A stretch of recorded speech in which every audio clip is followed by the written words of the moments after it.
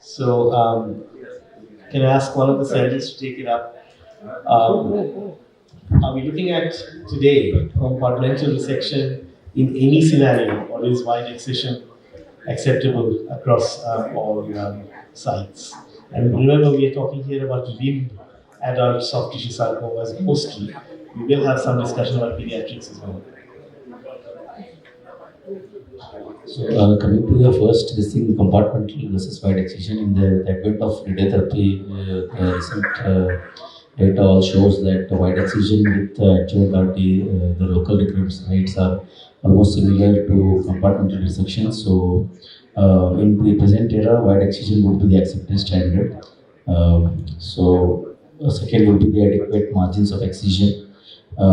So probably around 1 centimeter margin of excision is the standard, but in soft tissue sarcomas, we should all agree that it is not easy to give that 1 centimeter margin. The longitudinal margins are easy to give, but the transverse margin is more difficult. So probably the standard of care would be excision with an intact facial plane. Can I get one of the other surgeons' takes on this, please, about what is an adequate margin, and is there something related to quality of margin? So is it simply just a number, or is it more about what tissue you're encompassing with that margin? So in this scenario, the adequate margin of excision, you have to consider that after you excise the tissue, these muscle tissue they tend to shrink, like up to 50% they tend to shrink. So what the data they're saying that even if you get a margin of 2 mm, that is considered as equivalent to 1 centimeter in surgical margin, and it should be fairly good enough. We can if we can achieve this margin in three-dimensional plane. So what he has rightly said is like longitudinal margins are easy, but our goal is always to achieve a three-dimensional margin of 1 centimeter. And regarding the quality of margin, it is like basically if you're having certain tissues, like the concept of barriers, we have achieved like thin barrier and thick barrier. So if we are having such tissues, barrier a margin of 2 mm is considered adequate in this scenario. I think just to add on, sir, I said an intact facial margin is quite adequate. Sir. When we go for the 3D margin, having a proper facial margin is equivalent to 3 centimeters of margin. So that is quite adequate when you have a proper facial covering. And even if your tumor is adherent to the bone and we have an intact periosteum, and that is still adequate as a margin. So while reading up for the panel, remember I'm not a surgeon, so I had to read up some things. So I came across two quite interesting points, which I'm sure some of you would like to comment on. One is about to what extent should we be heroic in resecting close to critical structures, and does it make a difference? That would be at the more extreme end of things, and at the other end of things, it would be, are there any entities that you can actually get away with very, very small or even positive margins? So, any of you, if you'd like to take that up from the surgical team. The major issue was the involvement of the neurovascular structure. That is the most critical structure whenever you come across excising such tumors. But now this is not it's not an absolute contraindication. We can excise this even artery, vein, and in some cases nerves also. But you have to see what are the grade of the and what is the histology of the tumor. That plays an important factor. So if it is a low grade tumor, we can get away with having a closer margin, or sometimes positive, considering we can be adding adjuvant radiation in those cases.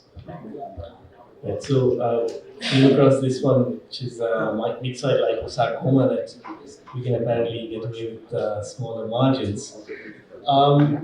Now, about the biopsy site, how do you deal with that? Because it's assuming, of course, that this is not a oops surgery, that it's a planned surgery. How do you deal with the biopsy site? Again, for biopsy, nowadays the image-guided true-cut biopsy is the gold standard. Unless we are not able to get, we rarely go for open biopsies. So the important thing is for biopsy site resection, what the study shows that how much, if we achieve the resection of the biopsy site, how much is involved by the tumor. So if it is involved by the tumor, then the local recurrence rate is high, but it doesn't add to any survival benefit, nonetheless for biopsy site resection. But from practical point of view, whenever you undergo surgery for such cases, we usually resect the biopsy site also as well. Unless it is an unplanned surgery, Yeah. a prior unplanned surgery.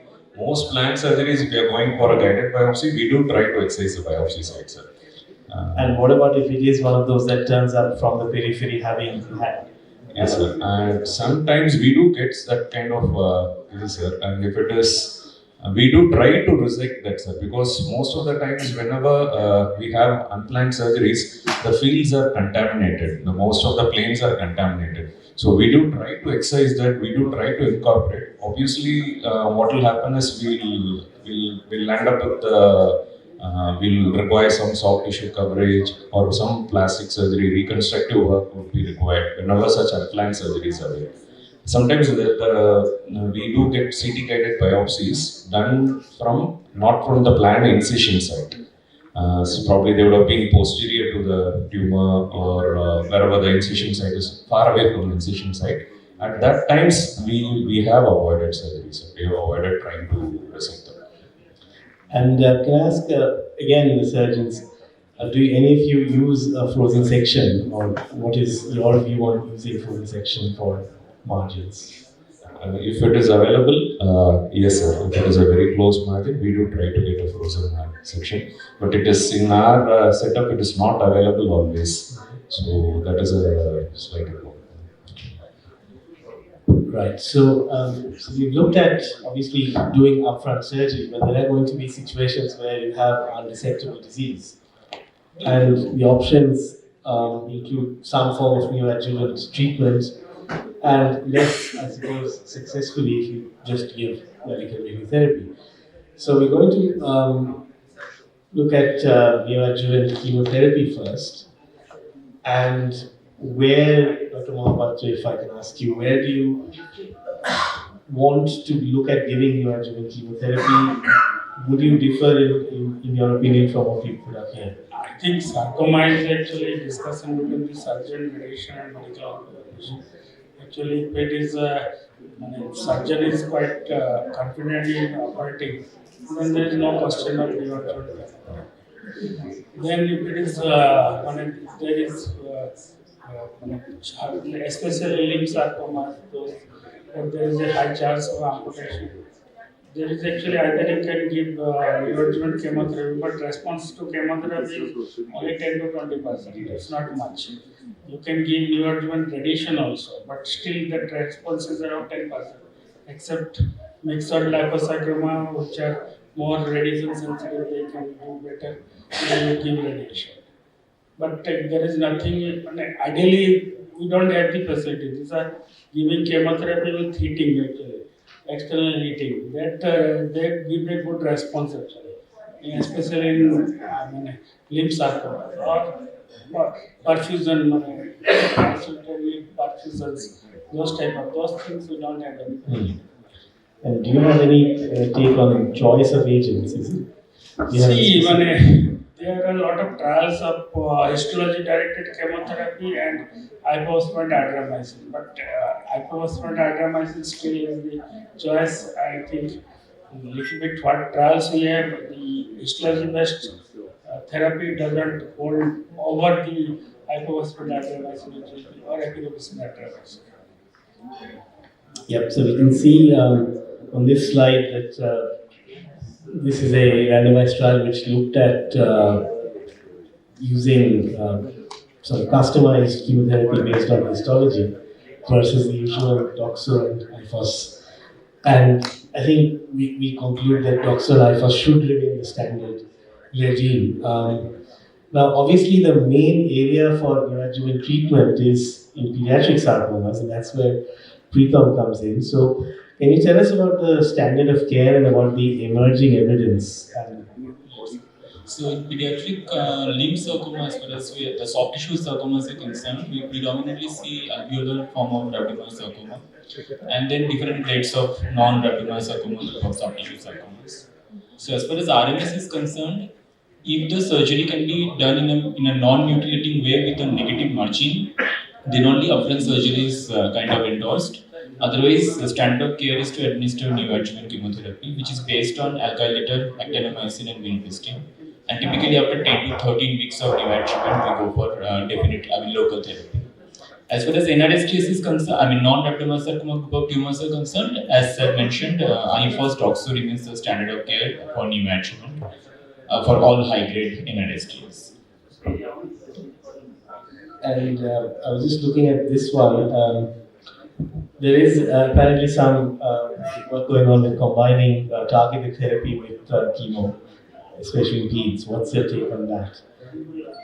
So, sir, I think the same Children's Oncology Group North American study, they have shown that with the incorporation of pazopanib with the neoadjuvant chemotherapy, there have been the histologic response have been much superior when pazopanib has been added.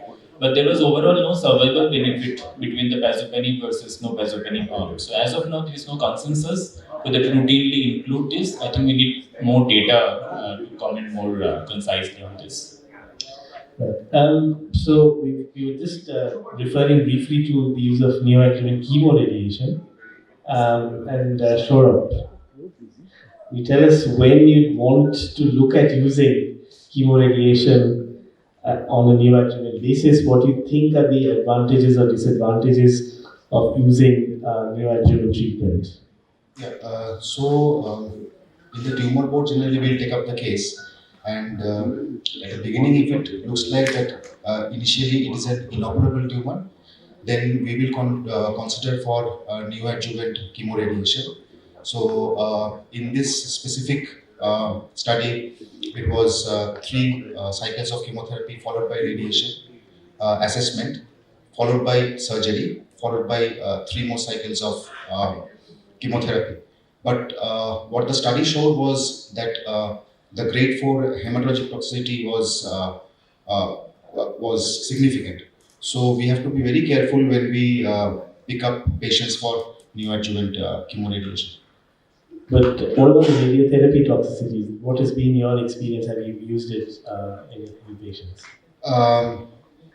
In specifically in this study, the radiation dose was less than what we generally give in the pre-op setting. It was about 44 grade, which was prescribed. So generally in pre-op setting, we will give a dose of about 50 grade, followed by surgery. But what we find is that when we give pre-op radiation, the chances of wound complication is much more compared to when we give it in the post-op setting. Right, and there is also some work on using a post-op boost, even for patients who've had pre-op chemoradiation, but quite often it doesn't really add on any benefit. The Canadian groups have studied that. So here are some of the radiotherapy issues we'll be discussing. I think we've already looked at pre versus post-op.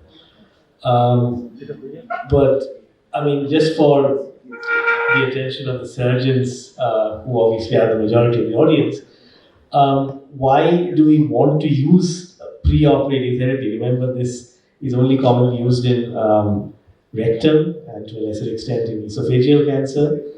And we're talking about it here in sarcomas. And Jyotirup, do you want to take us through why pre-op can actually be beneficial? Yes, so now actually the trend is more towards pre-op radiotherapy than post-op adjuvant RT. Simply because if we go for pre-op RT, we actually know that the tumor better, because we can see clinically, we can see it radiologically much better. Obviously, when it is post-op, we actually do not know where it was and how much margin to take. That is number one. And secondly, the vascularity. So it is very oxygenated. So in the pre-op setting, so the radiation acts better. And as I said, the chances of wound complication is slightly more with pre-op setting. But then after post-op setting also, we find complications like fibrosis and contracture, which are quite significant. So now the trend is more towards pre-op RT than post-op radiation. And there's a very recent meta-analysis which has compared quite a small number of studies and they've looked at pre versus post-op, and there's no real difference in the local control or the survival or distant mets, but definitely there is that risk of complications. So let's ask the surgeons now. What do you worry about when you have a patient who's had pre-op radiotherapy? So in pre-op radiotherapy, for any surgeon, the thing is, the more the time goes on, the field that we get for surgery, the amount of fibrosis it makes it's bit difficult. And the second part is the wound healing component is definitely it's the chances of wound complications like seromas, skin necrosis, and those failures are higher. And infection chances also goes higher, like as per practical point if we see the patients we operate after pre-operative radiotherapy distances are higher. But whether it is esophagus or rectum, we have seen that if you operate in a particular time period, so probably we don't face all these problems. So I think the main point of discussion would be to discuss with radiation oncologist and place the surgery in the correct time period so that we don't face these problems. Because I think for all the sites, the issue is to treat after the initial inflammation is reduced, but before the fibrosis is set in. So, is there a consensus on when you would normally operate after pre-op radiotherapy? Like, is it 4 weeks, 6 weeks? It is around, there is a 4 weeks difference between esophagus and rectum. So there it is around 4 to 6 weeks, and rectum we wait up to 12 weeks also. But as in soft tissue sarcoma, we don't have a standard, so probably it is somewhere between 4 to 6 weeks is what I would prefer. Okay, I will comment there. Right. So, coming back to some of those key radiotherapy issues, we know that we have two very good comparable options, which is post-op EBRT. I mean, we have discussed pre-op, but post-op EBRT and per-operative brachytherapy. We can use both. And there isn't any head-to-head data. We tend to take it as equally efficacious. With brachytherapy, we obviously can complete the treatment within a few sort of days, within about 2 weeks of the surgery. But obviously, not many centers have a radiation oncologist who's keen to do it, who's done it enough times, and quite often the surgical team isn't probably that confident about calling us in at that time. And we've talked about the wound healing complications. From a practical point of view, the brachytherapy is obviously a problem when it's a very large tumor. So something like 10 centimeters is not really feasible because it will end up being very close to a joint or a fold where the catheters are going to actually get messed about. Sure, what about neurovascular bundle being exposed? Do you think that is a contraindication still? Because it has been taken as a classic contraindication in the past. Yes, I think when the neurovascular bundle is exposed, that is a contraindication for brachytherapy. And also, as you rightly mentioned, the size. If the tumor is too large, more than 8 or 10 centimeters, then obviously brachytherapy will not be able to encompass such a large tumor. So in that case, EBRT would be the treatment of choice. So these are just a quick look at those trials. So very old trials, about 25 years old. You have a question? Yeah.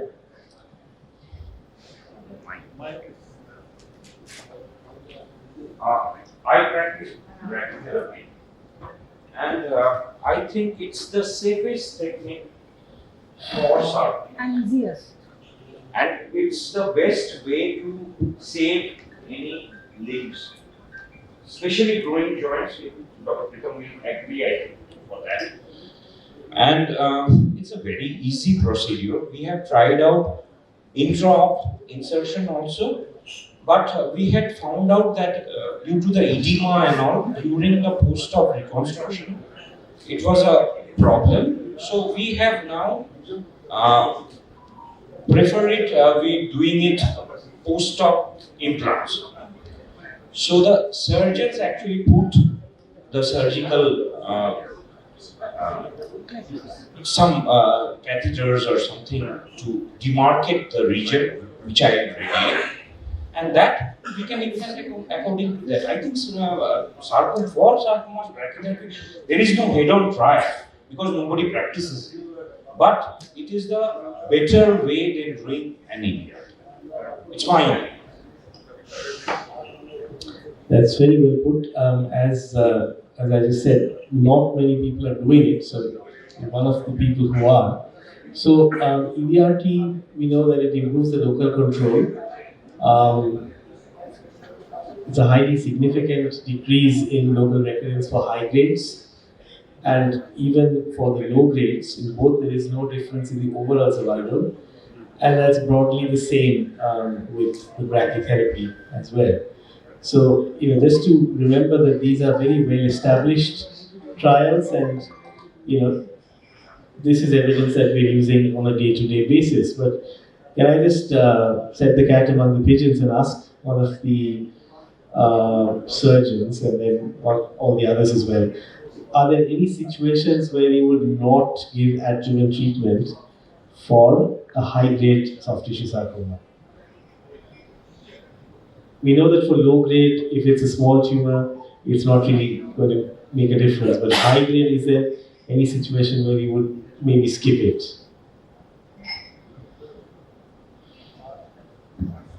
If you have achieved a good margin and the final histopathology shows that the three-dimensionally you have achieved a complete and clean margin, probably you can avoid natural. Okay. So as far as pediatric tumors are concerned, if it was like less than 5 centimeters small tumor and you have a microscopic negative margin, you can probably give a sarcoma, not giving any adjuvant. And just to add on, probably if it is superficial to the fascia, but otherwise we do prefer happy for most of the cases. But again, superficial to the fascia, less than 5 centimeter, very good margins, we can avoid. Okay. I'm sure the only radiation oncologist in the audience, so you obviously. I think in most of the cases of high-grade sarcomas, we know that the recurrence rate is high. So I would say that if it's a high-grade sarcoma, even if the margins are clear, still it is better to give adjuvant RT because the chances of recurrence is, as we know, is minimized. So I think adjuvant RT should be. I know the medical oncologists are getting a bit bored, so can I ask you, is there a role for adjuvant chemotherapy at all? I think there is no trial to prove that adjuvant chemotherapy is improving the OS. Actually, but if you see the high-grade tumors, larger tumors, chemosensitive sarcomas, usually the NCCN also And what's the consensus on using these various nomograms and mispredicting tools? There's obviously a lot of them. There's something called Sarculator, which I just came across. And these mainly apply to the most common histologic types.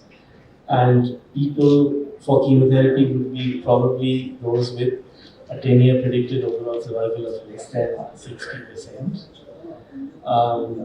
So, do you normally use it in your MDTs? Or do you just go with the pair, the histology and the tumor size and grade?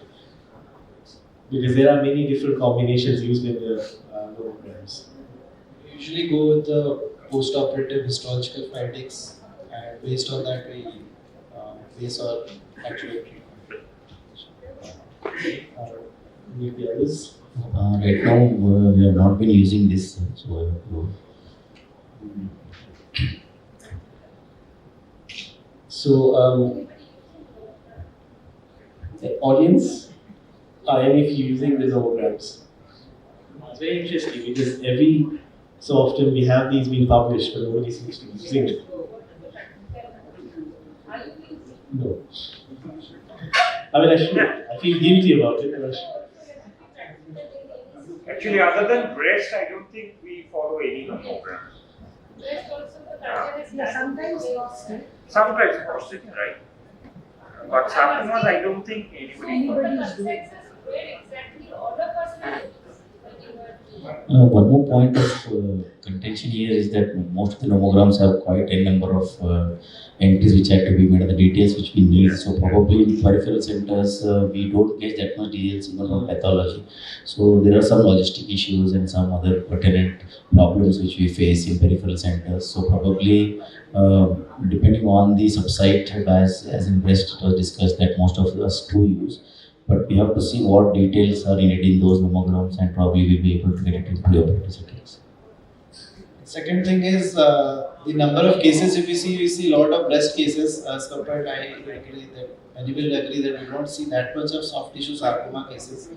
We usually put this on application.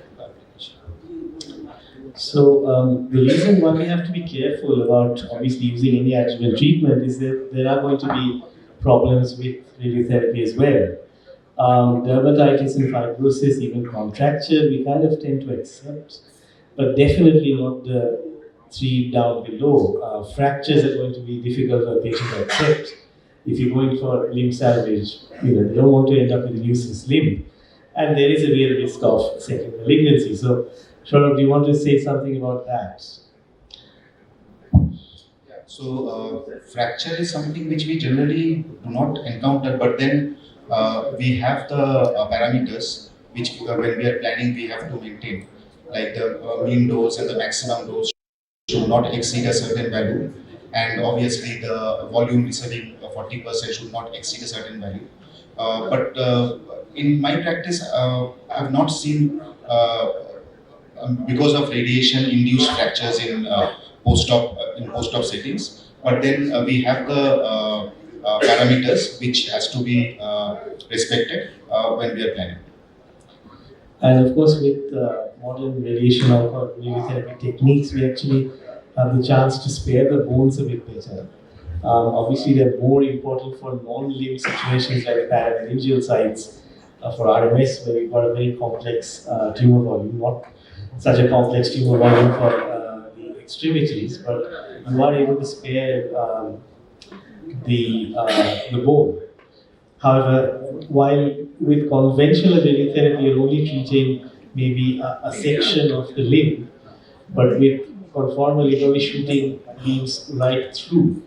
So, does that, do you think, have a risk of secondary malignancies? Yeah, obviously, as seen here with IMRT and the newer techniques, obviously the chances of complications are much less. And not only that, I'll just add that previously the edema was post-op edema due to radiation was also high, which is now less with the newer techniques. Regarding the secondary malignancy, yes, we have seen secondary malignancies like angiosarcomas, which has happened because of radiation. Though not very common, but yes, there's increased there. Yeah, so the most common radiation-induced sarcomas are MFH and angiosarcoma. And the primaries, of course, were not necessarily sarcomas to begin with. So, common situation is breast cancer, where we obviously give radiotherapy routinely, and you can get sarcomas in those situations. And in these cases, if it is advanced, then these have a worse disease-free interval, but not necessarily if it's a small lesion. And just a few points on the modern techniques. So we've talked about IMRT and VMAT. We have some evidence that if we do image-guided radiotherapy, that is, if we verify that we're treating what we want to treat, that we actually achieve a better toxicity profile. There is data on this. There are situations where we will have to use definitive radiotherapy, and this was a pretty hopeless scenario in the past. But now we have all these very exciting things, the particle therapies. So we have a proton therapy center already, and the second one coming up very shortly. And we just want to finish off maybe with a quick word on these. Because I can see that you have a question. Yeah. I don't have a question, I just have a comment. Your previous slide about radiation-induced second malignancies and sarcomas. It's my misfortune or I'm fortunate to see two of these. One is already published 15 years back, radiation-induced angiosarcoma, which has already been published as a case report. And now I see another patient. She was radiated the chest wall for breast cancer 15 years earlier, and now she has come back with a chest angiosarcoma of the chest wall, the same chest wall. So this is just a personal experience, radiation-induced angiosarcoma. Just to make it. Yeah, it is definitely a real outcome, although it's thankfully rare. So the particle therapies, do you want to just tell our surgical colleagues what we can offer? So obviously, it is now perhaps the treatment of choice wherever it is available and in those scenarios where it is indicated, because obviously we can give much more higher dose compared to the conventional treatment, and the sparing of the normal structures obviously to a higher degree. Especially in pediatric cases where we are very skeptical, I think there we should definitely consider whenever we have the opportunity of particle therapy. So yeah, because they can actually deliver a higher energy, they're less influenced by hypoxia, which is sometimes an issue. And because some of them have something called a Bragg peak, we're actually able to confine the dose without an entry or an exit dose. But having said that, in the real world, it is still beyond the reach of 99% of patients, and we have to enable them to access it in a more meaningful way. So I think I've pretty much run through all my questions. So, if any of you would have a comment. May I ask two questions to the radiation oncology colleagues? So number one is that, especially in pediatrics, we often face this problem when neoadjuvant RT has been given. Typically, a dose of around 50 to 54 has already been given, and now after the surgery, it is an incomplete surgery. So how much is the boost? Should it be 10 grade, 20 grade? So we are always concerned about the cumulative dose in children. So that's question number one.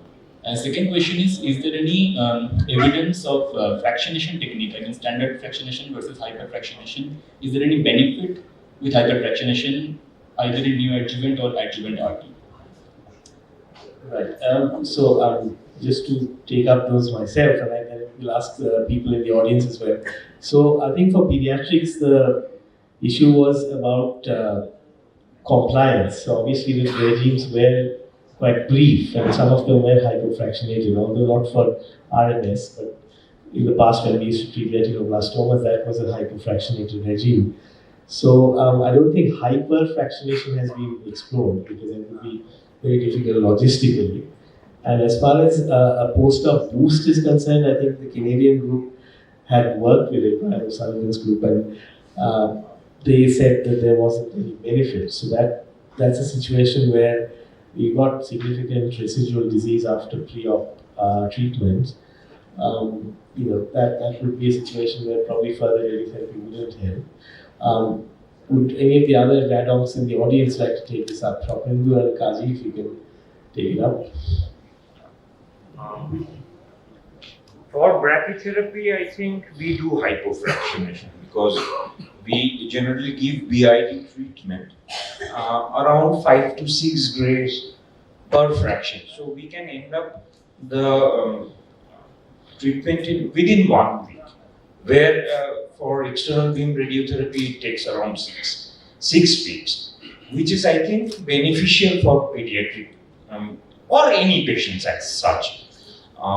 For other patients, I think during IMRT or anything, I think hypofractionation or hyperfractionation is still not practiced. Generally, we practice 1.8 to 2 grade per fraction.